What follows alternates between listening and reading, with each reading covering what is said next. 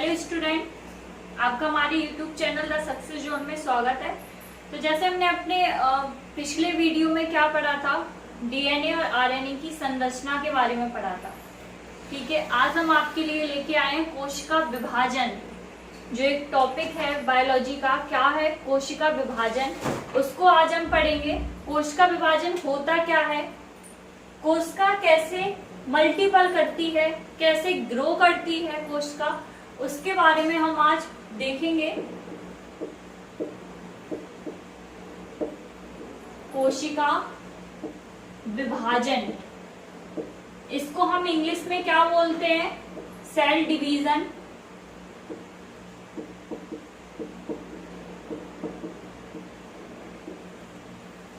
कोशिका विभाजन, cell division.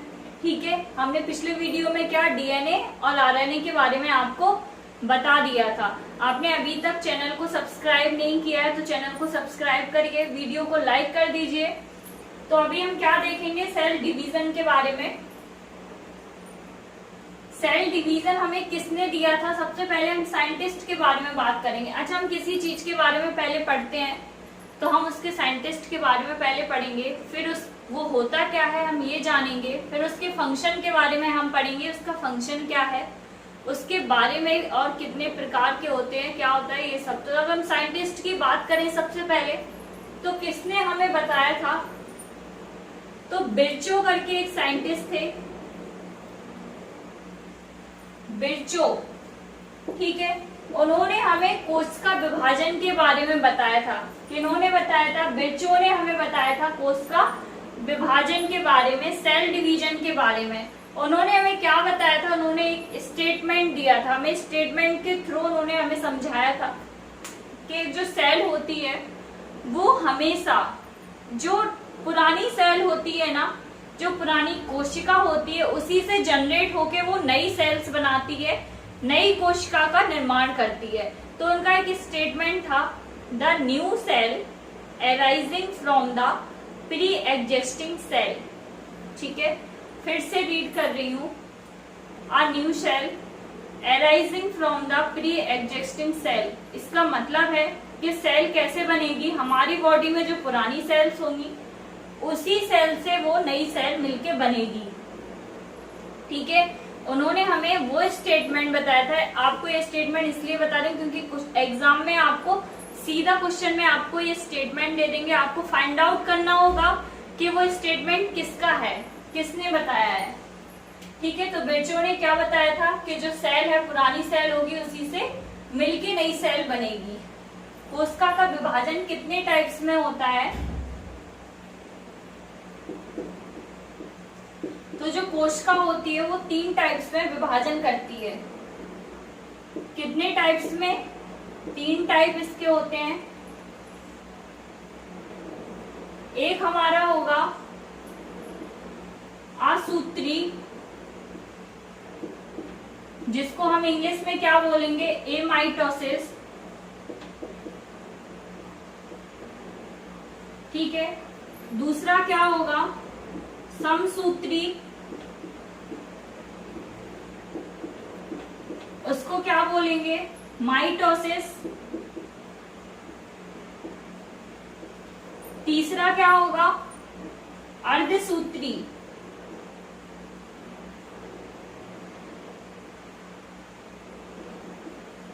अर्धसूत्री, इसको इंग्लिश में क्या बोलेंगे, मियोसिस।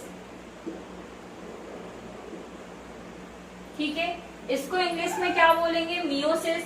कोशिका कितने टाइप्स में डिवाइड होती है, 3 प्रकार होते हैं कोशिका विभाजन में। कौन कौन से, आसूत्री, दूसरा कौन सा होगा, समसूत्री, तीसरा कौन सा होगा, अर्धसूत्री। अगर हम आसूत्री की बात करेंगे तो ये हमें किसमें देखने को मिलेगा, ऐसा विभाजन हमें किसमें देखने को मिलेगा, तो एग्जाम्पल इसके हैं, जैसे प्रोटोजोआ हो गया, प्रोटोजोआ। दूसरा क्या, अमीबा। ठीक है, तो प्रोटोजोआ, अमीबा, इसी तरीके से एल्गी जितनी भी होती हैं उनमें हमें क्या देखने को, किस तरीके का विभाजन देखने को मिलेगा, असूत्री विभाजन, जिसको हम क्या बोलेंगे, एमाइटोसिस। ठीक है, उस तरीके का विभाजन हमें देखने को मिलेगा। समसूत्री की अगर हम बात करें, समसूत्री हमें किसमें देखने को मिलेगा, तो एग्जाम्पल इसका होगा जो हमारी बॉडी की सोमैटिक सेल होगी। कौन सी सेल होगी, सोमैटिक सेल, उसमें हमें ये देखने को मिलेगा। किसमें, समसूत्री किसमें देखने को मिलेगा, सोमैटिक सेल्स में मिलेगा। अर्धसूत्री की बात करें तो अर्धसूत्री जनन जो प्रक्रिया होती है ना, जनन सेल जिसे हम बोलते हैं, जनन कोश का, उसमें देखने को मिलेगा।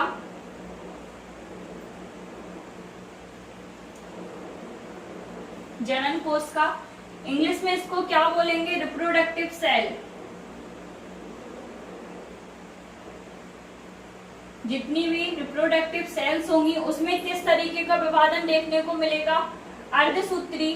समसूत्री हमें किसमें देखने को मिलेगा, जो हमारी बॉडी की सोमैटिक सेल्स होंगी उसमें हमें समसूत्री देखने को मिलेगा। ए सूत्री हमें किसमें मिलेगा, प्रोटोजोआ हो गया, अमीबा हो गया, एल्गी हो गई, हरित जितने बैक्टीरिया होते हैं वो हो गए, उसमें हमें क्या देखने को मिलेगा, ए सूत्री, ए माइटोसिस तरीके का विभाजन हमें देखने को मिलेगा। ये विभाजन के प्रकार हैं। कितने प्रकार के होते हैं, 3 प्रकार के होते हैं। ठीक है, अब एक एक करके समझो। ए सूत्री तो प्रोटोजोआ, अमीबा, बैक्टीरिया, इन सब में होगा। समसूत्री को हम पढ़ें अगर,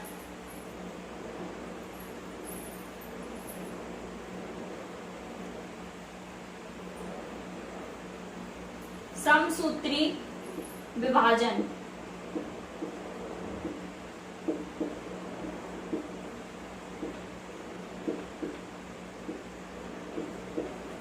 समसूत्री विभाजन, ये समसूत्री होता क्या है, जैसे हमारे शरीर में कितने गुणसूत्र होते हैं, 46।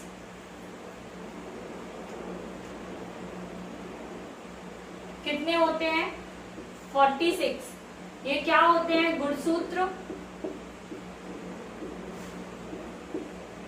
गुणसूत्र में जो गाढ़ा तरल पदार्थ भरा होता है उसको हम क्या बोलते हैं, क्रोमैटिन। उसी को हम क्रोमैटिन बोलते हैं। किसको बोलते हैं, जो गाढ़ा तरल पदार्थ होता है उसको हम क्या बोलते हैं, क्रोमैटिन। क्रोमैटिन क्या होता है, धागा। ठीक है, क्रोमैटिन क्या होता है, धागा। गुणसूत्र क्या है, 46 होते हैं। इसको इंग्लिश में क्या, क्रोमोसोम्स बोलते हैं। क्रोमोसोम्स और गुणसूत्र हमें सबसे पहले किसने दिया था, नागेली। ये साइंटिस्ट याद रखना, नागेली। इन्होंने हमें क्या बताया था, गुणसूत्र के बारे में, क्रोमोसोम्स के बारे में। तो क्रोमैटिन हो गया, यही क्रोमैटिन जब डीजनरेट करता है, मल्टीप्लाई करता है, तो वो क्या बना लेता है, गुणसूत्र। इस तरीके का क्रोमोसोम्स बना लेता है। ठीक है, हमारी बॉडीज में कितने होते हैं, 46 गुणसूत्र होते हैं। अगर हम पेयर की बात करें तो 23 पेयर होते हैं। गुणसूत्र 46 होते हैं और पेयर की बात करेंगे तो 23 पेयर होते हैं। एक ह्यूमन में होते हैं 23 पेयर। ह्यूमन में कितने होंगे, 23।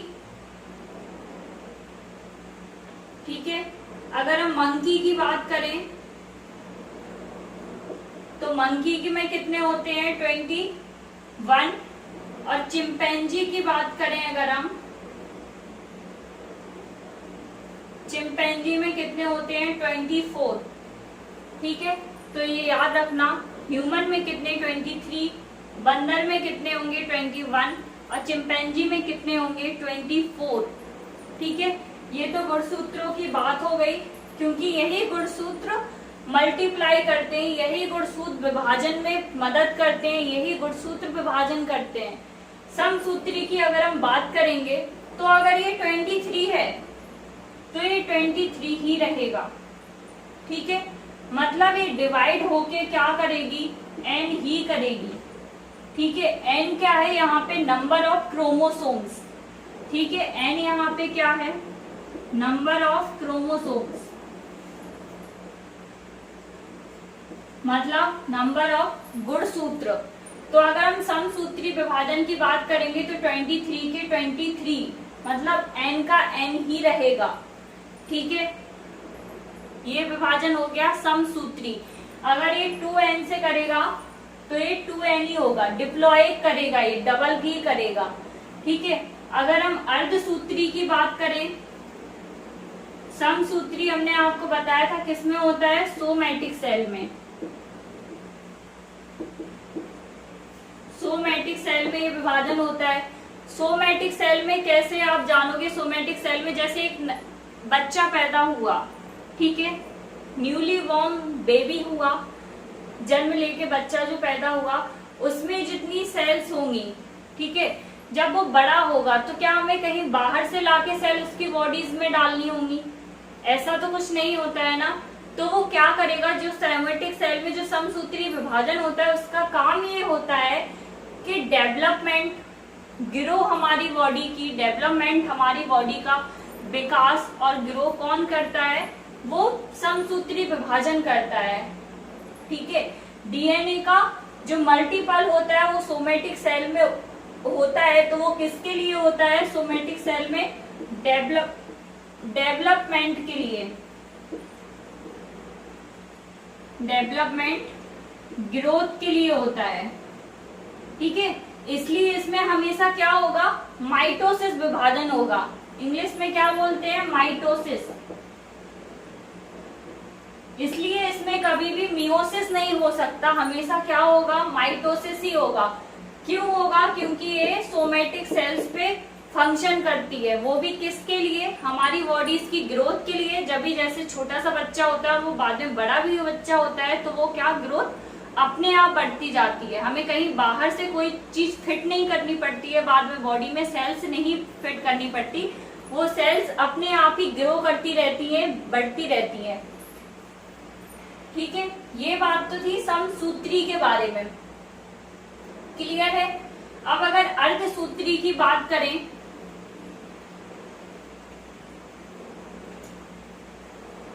अर्धसूत्री की बात करें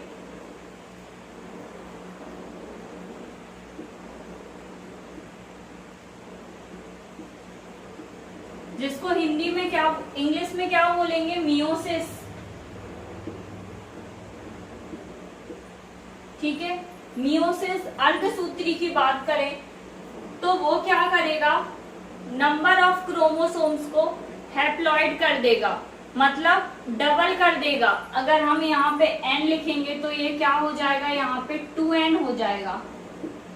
ठीक है, क्वेश्चन आपसे ऐसे ही पूछ लेते हैं कि अगर यहाँ पे क्रोमोसोम्स 11 हैं, अगर हम अर्धसूत्री मियोसिस करा रहे हैं तो यहाँ पे कितना होगा, तो ये 2 × 11 एंड हमारा क्या, नंबर ऑफ क्रोमोसोम्स तो कितना हो जाएगा, 22।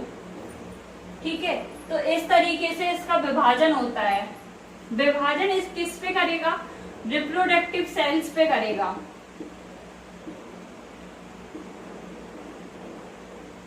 किस पे, रिप्रोडक्टिव सेल, हिंदी में क्या बोलेंगे,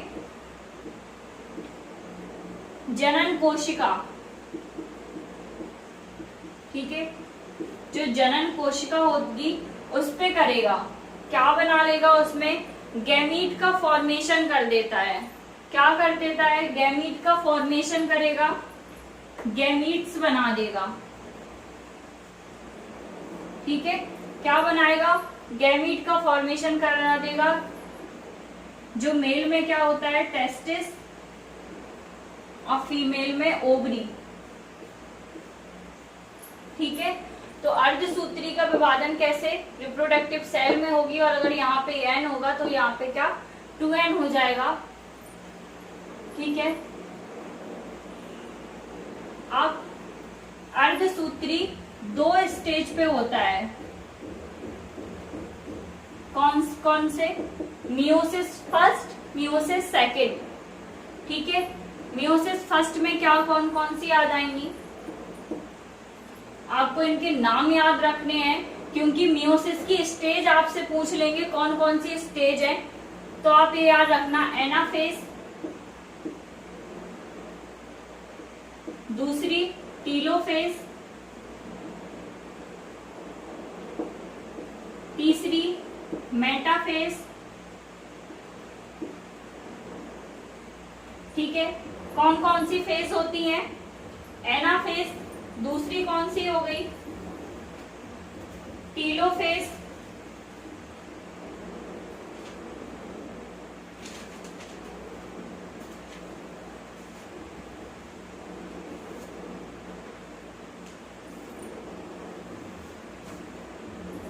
ठीक है। दूसरी कौन सी हो गई? टीलोफेज, तीसरी मेटाफेज, फोर्थ कौन सी होती है?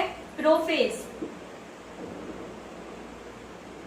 ठीक है। फोर्थ कौन सी होगी?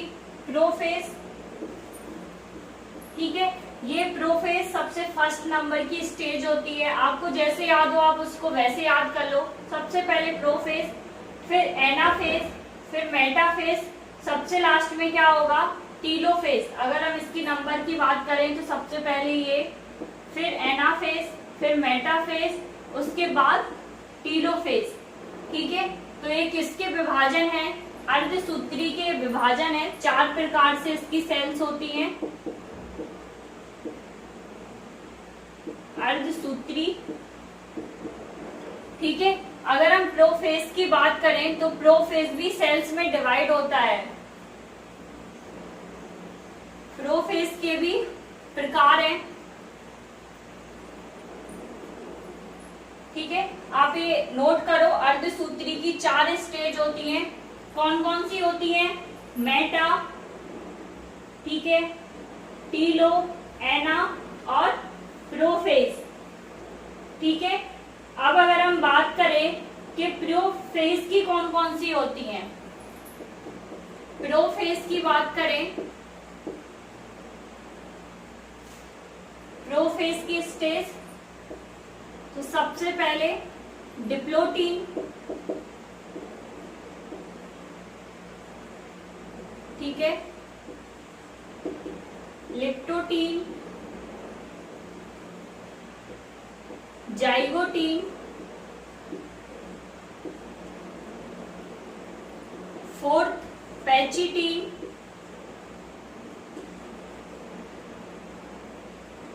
फोर्थ कौन सी होगी? पैचिटीन। सबसे लास्ट कौन सी होगी? डाइकिनेसिस,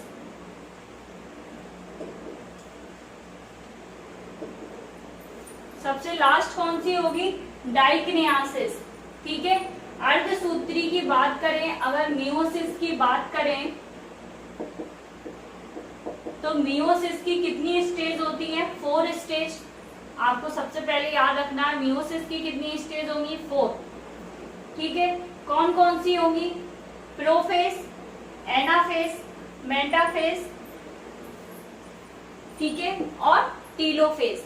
ये 4 तरीके की इसकी स्टेज होंगी अर्धसूत्री की। अगर हम मियोसिस की बात करेंगे, जो किसमें हेल्प करता है? रिप्रोडक्टिव सेल में हेल्प करता है, जनन कोशिका में मदद करता है, ठीक है।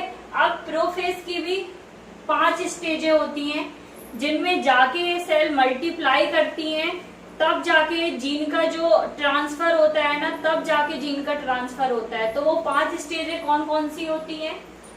प्रोफेज की 5 स्टेज है। पहली कौन सी? डिप्लोटीन, दूसरी लिप्टोटीन, तीसरी जाइगोटीन, चौथी कौन सी? पैचिटीन, और सबसे लास्ट कौन सी? डाइकिनेसिस, ठीक है। यहाँ पे एक लास्ट पॉइंट आपको बता रहे हैं, वो याद करना, नोट कर लेना अच्छे से, कि जो क्रॉसिंग ओवर होगा, पहले लिखे दे रही, क्रॉसिंग ओवर ये किस पे फंक्शन करेगा? जो नॉन क्रोमेटेड होगा,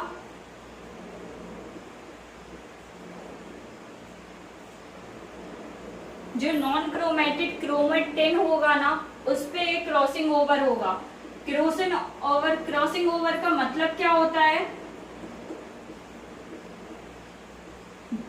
क्रॉसिंग ओवर का मतलब क्या होता है? जो जीनों का आदान प्रदान होता है। मतलब कोई भी बॉडीज में, जब कोई भी पेरेंटल बॉडीज जब फॉर्मेट करती है या डिजनरेट करती है, तो वो किसमें? डॉटर सेल में जनरेट करेगी, ठीक है। तो जो जीनों का आदान प्रदान होता है वो के वजह से होता है, क्रॉसिंग ओवर की वजह से होता है, किसमें, अर्धसूत्री विभाजन में। ठीक है, अर्धसूत्री विभाजन में किसकी वजह से होगा, क्रॉसिंग ओवर की वजह से होगा। कोशिका विभाजन में यहाँ पे आपके लिए इतना ही है। जब हम अनुवंशिकी के बारे में पढ़ेंगे, जब हम जेनेटिक्स के आपको पढ़ाएंगे, जेनेटिक का टॉपिक पूरा पढ़ाएंगे, तब हम आपको डिटेल में बताएंगे कि क्रॉसिंग ओवर कैसे होता है, मेंडल के नियम कौन कौन से थे, वहां पे हम ये सारी चीजें पढ़ लेंगे। अभी आप इतनी सारी चीजों को अच्छे से लर्न करिए, याद करिए, हमारे चैनल को लाइक करिए, शेयर करिए। Thank you.